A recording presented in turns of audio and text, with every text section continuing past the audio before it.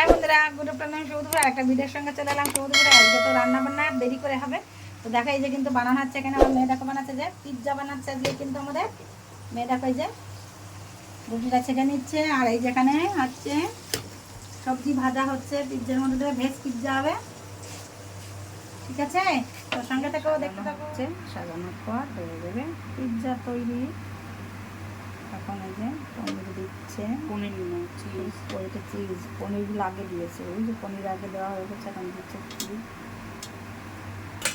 দেখতে কত সুন্দর হয়েছে দেখো। এখন নুন দিয়ে আবার ছেঁকা হবে, তারপরে তৈরি হয়ে যাবে।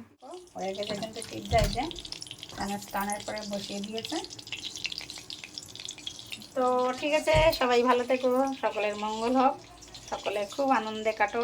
ভাই বোনের এই বন্ধন সারা জীবন একে অপরের সঙ্গে খুব মানে দীর্ঘায়ু হোক। ভালো থেকো সবাই ভাই বোনেরা, মঙ্গল কামনায় শেষ করলাম। বাই।